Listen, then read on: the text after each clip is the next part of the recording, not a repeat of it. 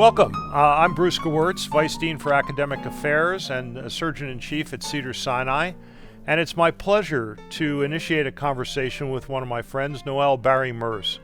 Noel is a distinguished professor of medicine and cardiology. She is also the director of the Barbra Streisand Women's Heart Center and the Preventive and Rehabilitative Cardiac Center. She has been a pioneer in the forefront of women's heart disease, and it's delightful to have her here today. Noel, I wonder if you could tell us a bit about your background as a human. Where'd you grow up, go to school? I grew up in California. I'm not a native Californian. I was born in Texas. My dad was in the Air Force, but I did most of my growing up from the second grade on. So I'm a proud Californian. I went off to the University of Chicago on a scholarship for undergraduate, went to Harvard Medical School. My mother was convinced I would go to Oxford next, but I actually met and married my husband, a classmate, and we went to UCSF for our internal medicine. And we had the good fortune to work with Kanu Chatterjee, who said in his amazing voice, "Go to Cedars-Sinai." And it also made a lot of sense. Swan and Gantz were here. Diamond and Forrester were here. I wanted to do research. My husband wanted to do practice. It was a perfect training environment for both of us. Well, it certainly worked out for us that you came here. How did you get interested in women's heart disease in specific? Well, as you know, if you are going to be an academic physician and be a physician scientist, you need research grants. And like Willie Sutton, why does he rob banks? Because that's where the money is. At the time, National Heart, Lung, and Blood, part of the Women's Health Initiative, which was a major hundreds of millions of dollars set aside to finally study common disease in women, heart disease, cancer, as opposed to reproduction and traditional women's funding sources. And there was a big pot of money, and acknowledging that the epidemic of death that we were seeing for cardiovascular disease in women, in 1984, for the first time, more women died of heart disease than men. And the curves continued to separate well into the 2000s with more and more women dying, so an epidemic of death. NHLBI said, hey, we better study women's heart disease. What happened here? And so I, again, as a physician scientist, you develop your tool bag. As a surgeon, you have your tool bag. You know what you know how to do. And I had all the right stuff to study ischemic heart disease in women. And I actually had done some as a fellow. Because in every data set, the women were outliers. They looked different. And I'm just a curious person. So anyway, that's why I started studying women's heart disease funding. Well, I know that you've been a real pioneer, and perhaps you could comment on the ways that heart disease in women manifests itself differently. So it turns out that one of the reasons women were outliers is their anatomy and therefore their physiology is different enough that they don't always pop up as being abnormal on the traditional what we call male pattern tests. And a lot of this had to do with heart disease in the 50s, 60s when cardiology was really coming of age. Was a young man's disease. Think of the television show, that advertising show of the 1950s and 60s. They're all smoking, they're having 2 martini lunches, they're eating these big slabs of beef. And then the father, of the family, with the woman staying home and taking care of the family, the classic 1950s family, the father would have sudden cardiac death. So for maybe those good reasons and maybe some bad reasons, the heart disease diagnostic and treatment algorithms of the 80s, 90s, 2000s were all in men, for men, and by men.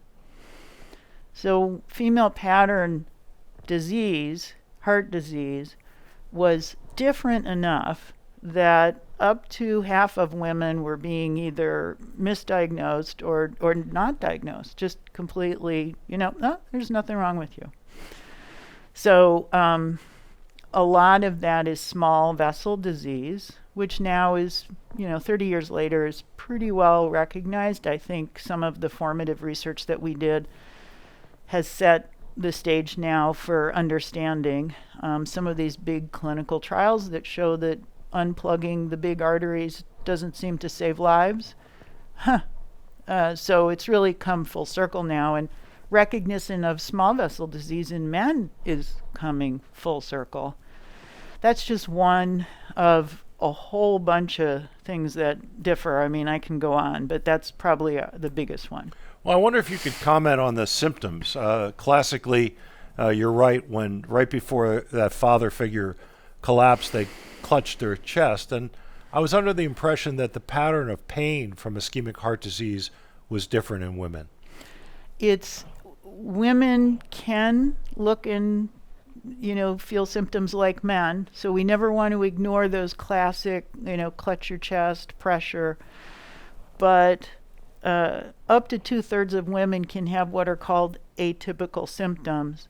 It could be indigestion, it could be shortness of breath, it could be hot or cold sweats.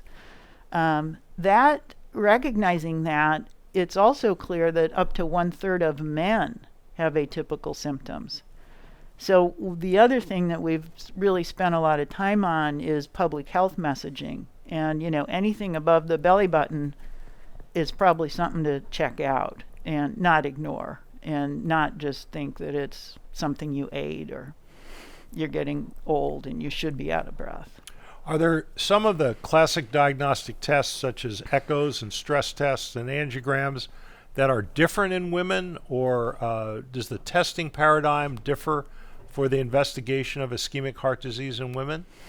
Yeah, we have guidelines now that if there are, certain criteria are met, these are better tests for a man, these are better tests for a woman. The traditional tests, again, in men, for men, and by men, work pretty well in men. Women are better served for tests, non-invasive, that would be a cardiac MRI or a PET, as opposed to an echo or a SPECT. Women are more likely to have functional problems as opposed to anatomical problems. So men are well served by angiograms. Women are better served by functional tests, pharmacologic testing. It's not completely different, Venus and Mars. The patterns are a lot of overlap. But the other thing, again, with the diagnostic testing is if we do better for women, we'll do better for men as well. It's personalized medicine. What drugs are most useful in the treatment of heart disease in women? We are very fortunate in this regard that the commonly used drugs that are lifesavers, low-dose aspirin, high-intensity statin, ACE or ARB, beta blocker, these are our 4 workhorse drugs for ischemic heart disease, and they work equally well in women and men. Sort of shocking. But thankfully, they've been well tested. These are some of the best tested drugs, too. And is the resistance pattern to either Plavix or aspirin any different in women than men? There are definite differences in terms of metabolism and body distribution. And so the good news is, although these common drugs are pretty efficacious, equally efficacious, understanding better personalized medicine where we actually could do body mass distribution like pharmacologists do, or even, point of care testing, we could do better. And we probably will find that we could, like we do in pediatrics, right? You go to the pediatrician, they whip out their little calculator. How heavy is the kid? Ding, ding, ding, ding, ding. That's how much drug the kid's going to get. We should do more of that. Women are more commonly overdosed using sort of male pattern FDA approved dosing. or they're misdosed, meaning our body weight, our body mass, our muscle mass is different, and so the distribution of drugs sometimes is different. You need to know, though, is an important difference, right? And that's where personalized medicine would come in. In my field of peripheral vascular surgery, we tend to have worse outcomes in women. It's been attributed to smaller blood vessels, which restricts the total amount of flow and might predispose to an angioplasty or graft failure, as well as spasm in the blood vessels. How does it correlate with similar interventions in women with coronary artery disease? So you're bringing up a very good point, and we have had decades of inferior results in women with our stents in the coronary arteries until they got sort of smartened up and they started doing smaller stent sizing. And the contemporary trials are women and men do equally well with the stents, with the exception of bleeding. And that's where you're going with the dipyridamole and our DAPT, our dual platelet inhibition. Women do have more bleeding. It's not clear and how we can get around this and have a better understanding of the mechanistic pathways. It may be that the vessels are smaller, and even though the stents are smaller, there's more damage, and more damage equals bleeding. And then the function. Women have more migraine headaches. Women have more epicardial coronary vasospasm. They have more Raynaud's. Talk to any woman. She goes to the grocery store to pick out the fruit and her fingertips turn white. That's very prevalent in women. It's not a disease, but it tells you that women have more functional regulation of their arteries. And I've thought for years, just thinking teleologically, if you think about the biggest difference between women and men is that women bear children, uniquely. And if those arteries can't clamp down, they're going to bleed to death. So we probably, evolved and selected for women that stop bleeding quickly. But it can be a problem for your specialty and mine. So many women receive hormonal supplements. Do they have an impact on the progression or incidence of heart disease? It's an excellent question, and it comes up over and over again because we continue to have knowledge gaps about something that's used by, millions and millions of women around the globe. The big studies done in the 80s and 90s said quite clearly if you already have a cardiovascular condition or you're aged, more than 55, 60, 65, there's more harm than good in initiating hormones at that time. The OBGYNs all said, but that's not how we use hormones. Why did you do those studies, you public health people? And so we have gone back to the drawing board, and we did two studies of more early menopausal women, the ELITE and the KEEPS trial. One was positive for benefit, one was positive for harm. And those were what we call intermediate outcome trials. They weren't the big death, heart attack, dementia trials. So I think the jury's still kind of out, and one of the ideas is we just haven't really figured out the right formulation of hitting the estrogen receptor without hitting, they're pro-inflammatory and they're pro-thrombotic. So as soon as you have those two things, you're in trouble with cardiovascular disease. Will they find that? That's kind of a holy grail. I will say with the ELITE and the KEEPS, that they signaled, along with post hoc analyses of the big trials, that the way that GYNs do use menopausal therapy, they use it for hot flashes. They use it for transient problems. They don't keep them on it for 30 years. They're not treating 65-year-olds most of the time. Appears to be reasonably safe because the women are younger. Obviously, you might not give it to a diabetic, you might not give it to a chronic chain smoker, but for the average 48, 52, 53-year-old, it's probably safe. So for a patient who would be 60 years old, perfectly healthy, asymptomatic woman, but she has some history of heart disease in her family, either a mother or father's side. Mm-hmm. What would be the best way for that individual to prevent the development of heart disease? 2 steps. One is check your health habits. There's 5 health habits that if everyone did these 5, we would have 90% reduction in heart disease. Exercise every day, avoid weight gain as you age, don't smoke, eat a Mediterranean-style nutrition regimen, and my personal favorite, a single serving of alcohol daily with a meal. And that's the start. And if you sit down and you look at what Americans are doing, most people are not doing all 5 of those. And then number 2, for a family history, especially a family history of premature coronary disease, which would be before 50 in a man or before 60 in a woman, probably go in and get some screening. And we used to say, oh, get an EKG, do a stress test, get your cholesterol measured. Probably the best screening test right now is a low-dose CAT scan for the coronary artery calcification. It works really well in men. It works quite well in women. Young women seem to be able to have non-calcified plaque. So it's not the end-all to end-all if you're really concerned about it. But that test is very effective at screening. I wouldn't be a responsible interviewer if I didn't ask you, is 1 drink better than 0 drinks? Mm-hmm. It goes back and forth, and it's all observational data, so it's inherently confounded. People that can have 1 drink of wine with dinner are often very different from people hanging out at the bar, chugging the beers with the salty nuts, right? Or the teetotalers that maybe don't drink because there's a history of a problem with drinking.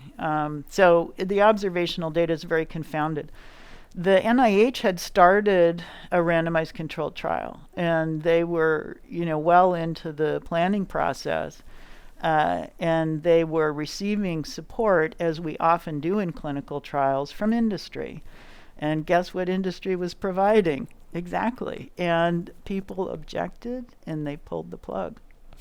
So we're not going to have a randomized controlled trial.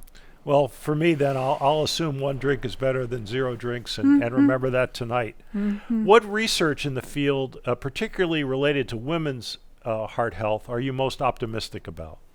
We're very excited about the cardiac MRI. It really is it's a way of biopsying someone's heart without any needles. And the way that women, and increasingly men, are developing cardiovascular disease appears to be morphing, and we're having less of the big fatty plaque obstructions, and we're having more and more of the small vessel dysfunction, and we're having more and more of heart failure with preserved ejection fraction. This is probably related to the rapid decline in smoking, particularly among our seniors. It's probably related to the widespread use of low-dose aspirin and the incredible job that our primary care physicians have done getting our seniors on statins. We think that this has really altered the epidemiology of the disease. We don't see these big honker plaques anymore, except in young people, young smokers. So the MRI is really going to turn out to be the diagnostic test. It's going to tell us not only about are the arteries open, but do the small arteries function? Do they dilate properly? It's going to tell us precisely atrial size, left ventricular size. Is this someone at risk for AFib? And then it tells you in the acute phase about any edema, and in a chronic phase about fibrosis. And we've got this aging epidemic, which is wonderful. People are healthy at 75, increasingly at 85. But we're starting to have, from all our oxidative stress in our environment, fibrosis, issues of tissue just getting all cross-linked and tough, just like our joints. But if you can't measure something, then you can't develop the designer drugs. And there's a lot of antifibrotic drugs being done in pulmonary, in liver, and we're just on the edge of this for cardiac. So I'm pretty excited about it. Well, it sounds fascinating. I can't let the interview end without asking you a personal question. I know you and your husband have at least one terrific daughter who made the excellent decision to go into surgery. I wondered if you could comment on what lessons you have both learned about having a dual career family with so much responsibility that each of you bear. Well, I mean, we enjoy what we do. I think our kids saw that we found our lives gratifying. That said, we always had time for our kids. We had breakfast and dinner together every day. Well, hang on. I did travel, and my husband did take call. But family was a priority, for sure. And you haven't heard this yet, but the oldest daughter that you know, who did go into surgery, had a baby 9 months. Got married 2 years ago and had a baby 9 months ago in her chief year. And she said, well, Mom, I want to have kids. I want to have more than one. And I figured if I was the chief, I could make the schedule. Well, that sounds terrific. So thank you so much for spending time with us today and for your leadership in this area. It's really been interesting. Well, it's been my pleasure. Thank you.